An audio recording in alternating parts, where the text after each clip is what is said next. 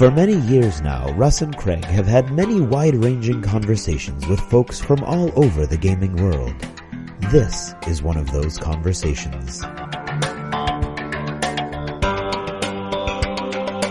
D6G, The Lost Chapter. Hey, welcome back to Dunkin' Donuts. Hey, Craig, what are you getting today? You know, today is Internet Birthday Day. It is Internet Birthday Day, so I'm going to get a microchip donut. Do they make those? I didn't even know they made those. No, they don't. That was a call out to the bare naked ladies. Yeah, so I'm going to get my favorite today. I'm going to get the Boston Cream, a classic. And it's not a look. For those of you in other parts of the world, it has nothing to do with the internet. It's not for those of you on the internet who go to your local donut shop and you find a donut that it's a yeast donut that is filled with Bavarian cream and has chocolate on top, and they call it a Bavarian cream filled chocolate covered donut. That is incorrect. That is bogus. That is a Boston cream donut. Anybody tells you anything different is not from Boston. All right, that's right, and they're lying to you. Hey, Craig, who's that guy within the cowboy hat? The guy in the corner. That guy? No, is that? I think. The cowboy? I think that's Wolverine. Hey, John, how you doing? Hey, I'm doing fine. Actually, so you guys are in a virtual Dunkin' Donuts? Real Dunkin' Donuts. Yes. I'm in a virtual Tim Hortons cafe. So now what is I'm in Canada. I'm Canadian, just like Wolverine. Do they hear who's there at Tim Hortons? No? Just checking. So, only when Horton's around, and we send that elephant packing because he just takes up too much space. What is your favorite food there? What do you like to eat at Tim Hortons? Well, I like to get a maple Canadian donut. So it's a donut with maple icing on top, and it's got the Boston cream inside. There you go. No, that's going to be Bavarian. But instead of chocolate, and I get it. It's not like down here we might buy it as it might be called a maple cream donut, but of course it's actually there you go. Canadian if you're in Canada, yes. Just like the Boston cream. Kanakistan, yes. And in deference to your culture, we will call it such. We will indeed. Which is why we do not allow Bavarian cream to be used. Right. No Bavarians in either country. There you go. No, very few. So, John, and then we get the hate mail. We've neglected to introduce you to our listeners, of course. John Gibson. John, of course, that cowboy guy who on the internets, and it is the internet birthday, so it's a very good day to have an internet personality. Happy birthday, internets, on the show. So you are a published game designer and voice dude. Voice dude, yes. Yes. Official. I think that's what is that actually is the the objective part of his resume is voice dude. Voice dude, that's right. Yeah, I'm just, I do voices. I talk to myself. If anyone else listens, then hallelujah, Pastor. I have to ask you too, so how did you get into the voice thing? Like, how did the whole was it something you always did as a kid? You're like, I'm going to do this in my spare time now, or? Well, what it was is that I'm a computer guy. Yeah. This is what I do for a living. But before I was in computers, I wanted to be an actor. I wanted to, so I, in high school and also in university, I was on the stage. But then I fell in love and decided to get married and thought, being a starving actor and living inside a telephone booth, by myself was okay, but having somebody else trying to share that space with me, didn't feel like it was going to work out. So, moral of the story: women destroy your dreams. That's right. Oh, wow. Yes, my dreams died, and I decided to go into computers. I had a director, and I'm just going to break in because this is the first time I think I've ever mentioned this, and I think it's a hilarious tie-in. I had a director who, in the process of rehearsing, if someone got really overly dramatic and started to have a meltdown, he would literally look up and go, "It's hard. It's hard, isn't it? It's hard." And they'd be like, "It is hard." And he'd be like, "It is hard, honey. It is hard. Computers are easy." And they'd waggle his fingers like he was typing on a keyboard. He goes, "Maybe you need to look into that." And then, that's right. And then he'd go, "I'm taking a break," and he'd walk away. Wow. Computers, you don't know how you click the keys and you move the mouse around, and you're just that guy was my favorite. And then the stuff on the I've screen. That's awesome. So, it's hard. So, John, how did that get to? And maybe that explains it, because we found out. So, John, in talking to John, because we were reaching out and trying to find some folks who could help us out, and John reached out to us actually and said, "Hey, if you want help on the show with voice work or bumpers or whatever," and we're like, "Yes, of course we do." And so, in interacting with John, we discovered that John also, in addition to being a voice person as well as a cowboy guy, he also game designer and computer dude, and yes, also likes busy. Does some cosplay, right? Yes. And did that come from? So how did you get started in the idea of, I want to dress up as a character when I go to a convention? Was it did it come from the acting thing, or where did that come from? Well, yeah, the acting thing is just a part of me. I'm a very, creatively expressive person. So, it's just, I can't not resist dressing up for Halloween. I could go to work and I could be the only person wearing a costume, and it's like, yeah, okay, that's John. He's dressed as a Henry VIII or a gladiator or Wolverine, Right. So he's wearing all these different costumes, and I get stared at on the bus and things like that. It's even on Halloween it feels like Halloween should be able to pass. I just want to express myself, right?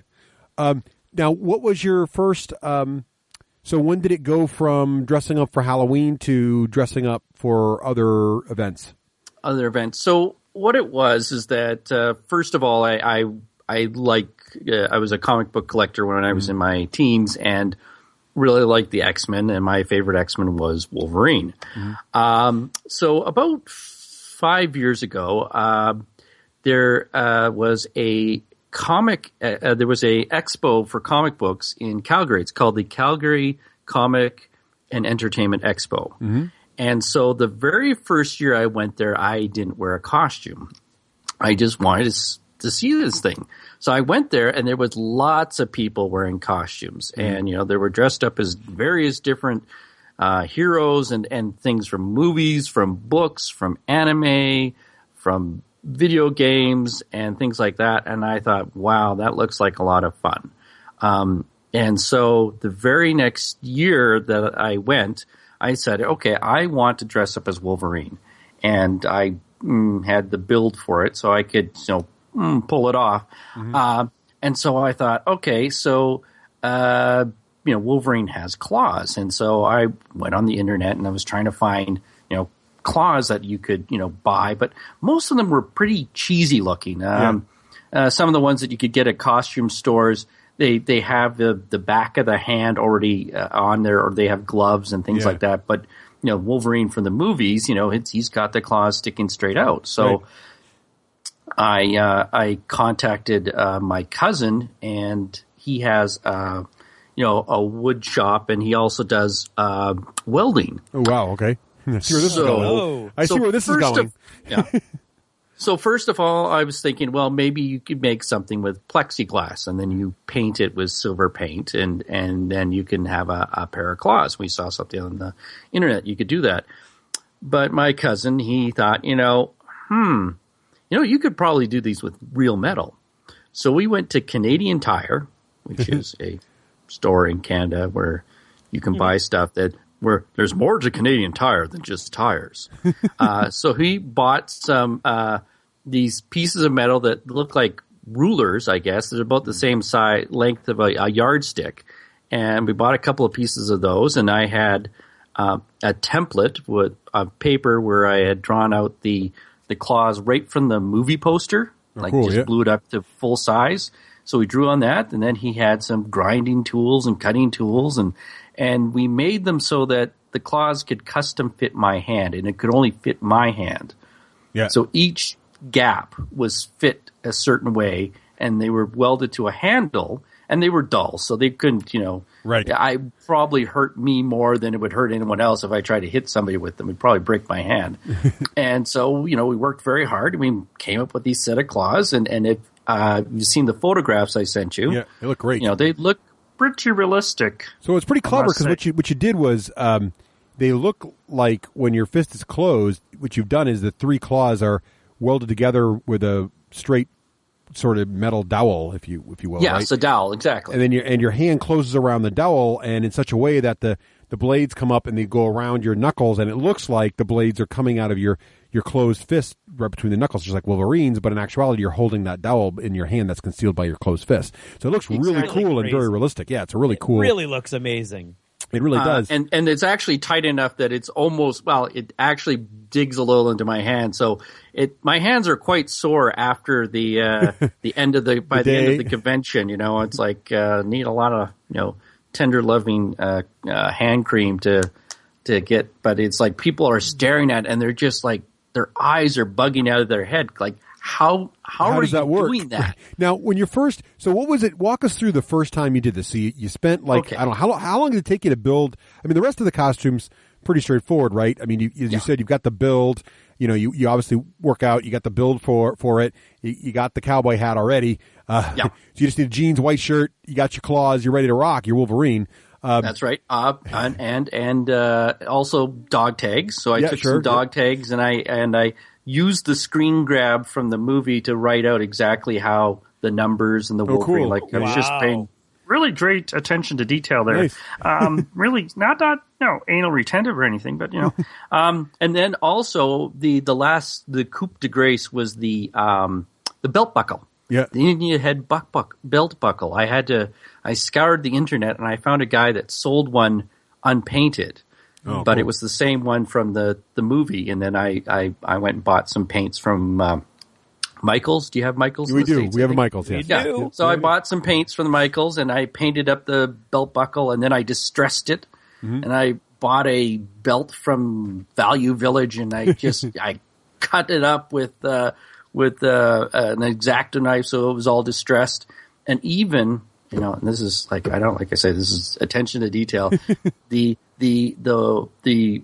tank top, what they call a wife beater, which is a really nasty term. But anyways, I looked at the movie poster and there's cuts in the tank top from, I guess, when he was fighting his brother Sabretooth, you know? Right. So I took that shirt and I made the cuts in the exact same location. Nice. That's awesome.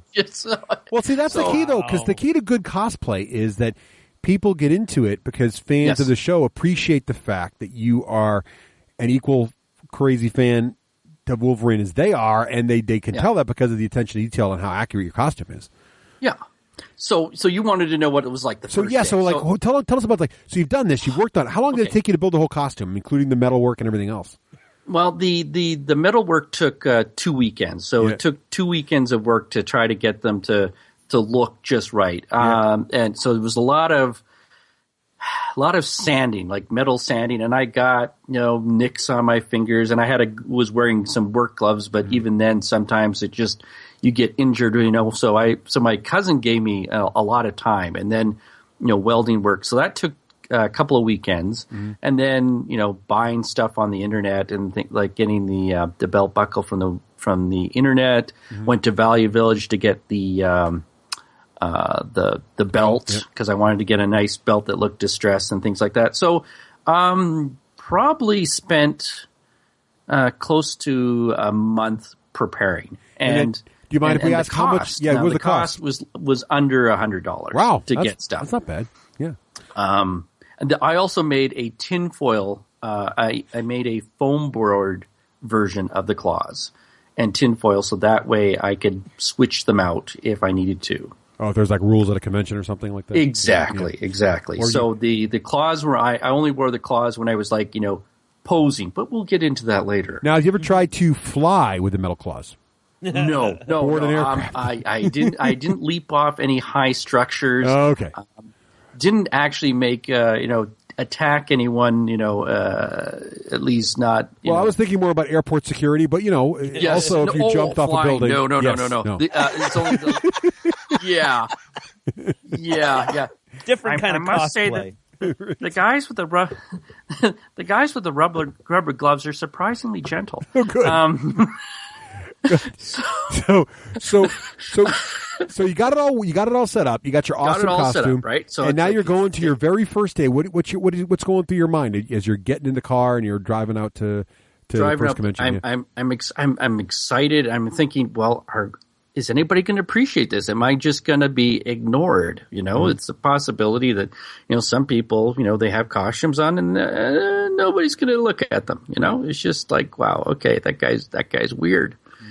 So, I'm as shy and insecure as, the next person. I'm a interesting combination of introvert and extrovert. So I was nervous, I'm driving there and it's like, okay, it's, finding a parking spot and all that stuff. And okay, so I got into my full costume in the parking lot because I wanted to go up into the line wearing my stuff. Right. Yeah, sure. And so I'm walking there and people are shouting out, hey, Logan, hey, Wolverine. And then I'd flash them the claws and they'd like, wow, can you stop? Can I take your picture? And awesome. Can I have my picture with you? And like, I haven't even gotten into the convention center yet. Yeah. And so there's this, the one thing about cosplay is that you have, it's celebrity by association. Mm-hmm. You become that particular character. And other people treat you like that character. I mean, people know that I'm not Wolverine. They know I'm not Logan. Right. But because I've created this, this image of, the costume, the looks, the mannerisms, I project Wolverine, how's it going, bub, kind of thing. And they're just like, hey, they're treating me like as if I was the Wolverine, they want to get, their pictures taken and they're asking you questions and how do you make the claws? And it's just this excitement about it, and it's it brings people joy, and I enjoy it, and the other people enjoy it, and I don't know, it's a very fun experience, and you live vicariously through that character for a brief couple of days. Oh, very cool. So your first day was a success. Now, what were some of the and how many conventions have you gone to since then as Wolverine or other characters? I've only gone as Wolverine, and it's been 4 years in a row, and I'm going to be getting ready to go to my fifth one as Wolverine in about a month and about 6 weeks from now. So it's cool. April 24th, I believe. Very cool. And so last year I got my picture taken with Stan Lee. Ooh, that must have been awesome. So Stan the Man Lee. So I had my tinfoil foam board claws with me at that time because, I wouldn't have been able to approach the man without being tackled. And so I flashed him the claws and he acted like he was scared, but, mock like, oh, kind of thing. Very cool. And it's just like, wow. I mean, I got my picture taken with the legend. And that's awesome. It's now my, my Facebook wallpaper there. So very cool. There's people that look forward to see me every year, that's like, where's that guy? Oh, there you are. I was looking for you. Last year there was a parade for the first time. Oh, cool. So I got to walk down the streets of Calgary, charging people with their cell phones and cameras, with my claws and growling at them and all that stuff. It's just, it's great. And also, I enjoy seeing other people's costumes too. So it's not just all about me. Very cool. Mm-hmm. So you get a lot of you're walking around and there's a couple other X-Men cosplayers and you get a group picture, that kind of thing happen a lot? Oh yeah. My last year I got, so you get pictures taken with other groups of people dressed as X-Men or other superheroes. Or you get your picture taken with other Wolverines. Right. I got my picture taken with a Mrs. Wolverine. She was wearing everything I was wearing except she was a woman. So it was really cool. That seems to be a big trend lately. Female versions of characters is a trend I've noticed at a lot of conventions. That's very cool. One thing that kind of touched me was that there was a guy there. He was a cartoonist. He did artwork, and so he spotted me at the convention. And what it was is that there was an auditorium, and Stanley was speaking, and so he was sitting across the auditorium. He saw me there, and decided that he was going to sketch me. So cool. he's got his pencil out and he's drawing this picture of this guy, sort of hulked over kind of thing. Well, I'm not a Hulk, but anyways. And then he's getting this sketch working, and then he glances up and I'm gone. And it's like, oh no. And then all of a sudden he hears my voice. He looks over and I'm standing at the microphone and I'm asking Stanley a question.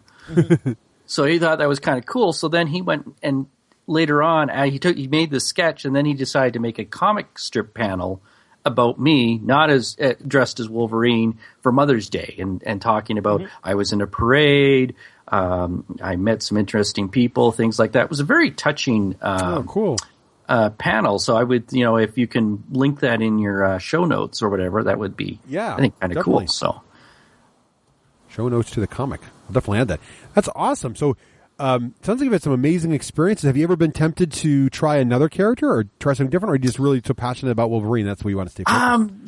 Yes. I actually had a great idea for. Okay, have you ever seen the movie Sucker Punch? Oh yes, yeah. Okay. Yep. So no, not one of the women. Okay, I was going to say most of the characters are female leads there. Okay, which you could do though, because we just talked about a female Wolverine, so I guess you could do a male, lead from Sucker Punch. Why not? Right? Whatever, but yes, that was. I'll just tell you right now that's not where you're going. The idea. So wait. I'm going to. Okay. You're going to be the 30-foot tall samurai warrior thing. Yes, exactly. Ooh, so what it was, awesome. it was going to be a 10-foot tall samurai warrior. So the idea is that you get those stilts that are used by drywallers. Yes. Yep. Okay, so they have articulated feet somewhat, right? So you take those. And then you build the costume from there. You have the foot of the samurai starting below your feet. And then there's a samurai that has the, it's sort of like a skirt kind of thing, right? He's got this, bamboo skirt. So what happens, that disguises where your, legs join up at your, at your groin, Right, yep. So you can make it so that you're, that the groin could be starting at the middle of your chest, but because you have the skirt there, nobody knows that your legs don't go all the way up. Right. And then you would use PCP pipe to create a sort of framework above you, and then the head you can actually buy. They have masks made of the samurai's head, right? And you could have that head that's several feet above your own, and then you have PCP pipe to sort of have that articulated and be the guy with the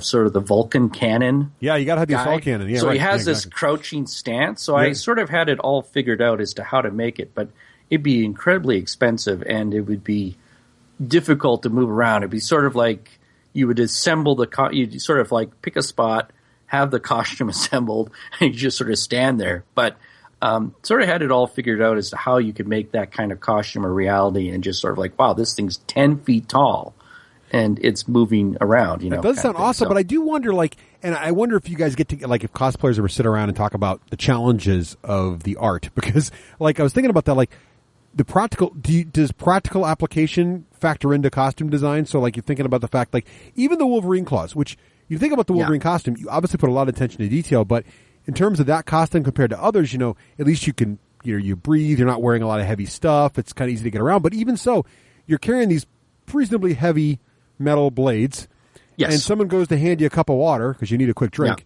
Yeah. What do you do? Your hands are full of blades. Yeah. You have to put them down. You can't really stick it in your pocket, right? It's a foot long or whatever it is. So, what are the practical implications of that kind of stuff? Well, that's the thing. I mean, when I was telling you, I spent under $100 on my costume. There's people who spend thousands of dollars and an entire year making their costume. I saw some really well done Predator costumes. Yep. And you could lift up the mask, and they had the articulated octopus / pincer mouth face and all that stuff. Right. And they have and then the guys who dress up as Master Chief. Right. Yep. They've got built in. They got things where they can stick in iPhones to have digital displays. They have speakers inside their heads, and they look like the real thing. And you're just looking at them, and you're going, "Wow, that's dedication." Yeah. You know, they put fans inside. They build fans into them because otherwise they like cook. Right. Right. It is incredible to me that some of the stuff people pull off. I saw, kind of along the same lines last year at PAX, there was some amazing, a lot of video game cosplay, and one of the ones, a couple of them, Dead Space and Mass Effect. They look so like it was like movie quality effect looking real with all the glowing lights in the right places and fiber optics and everything just working. And it's like, and the face makeup and everything is like, wow, that's amazing stuff.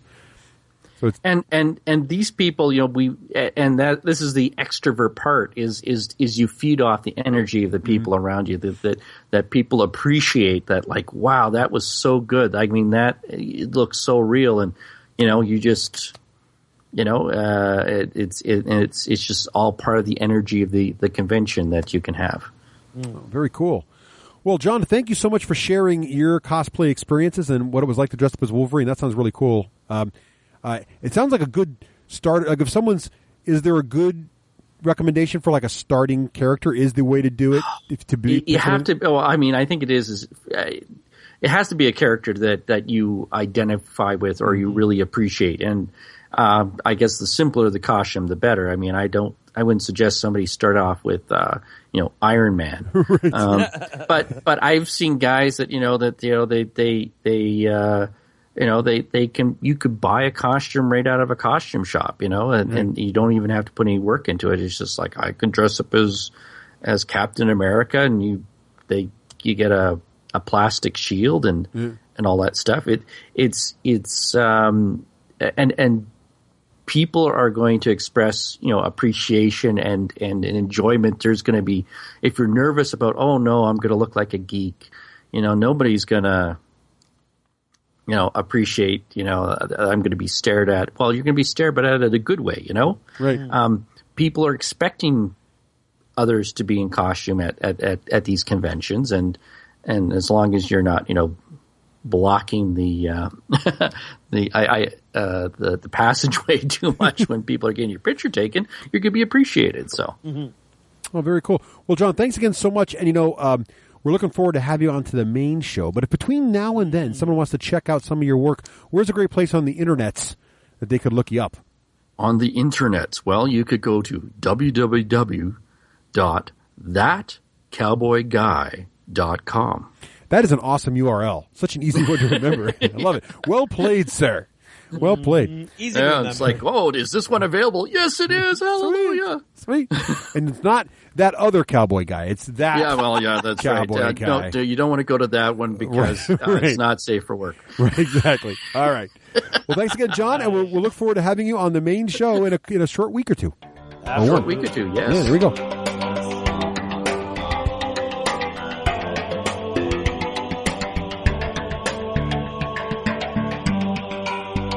Thanks for purchasing a D6G Lost Chapter. Supporting the show helps it grow.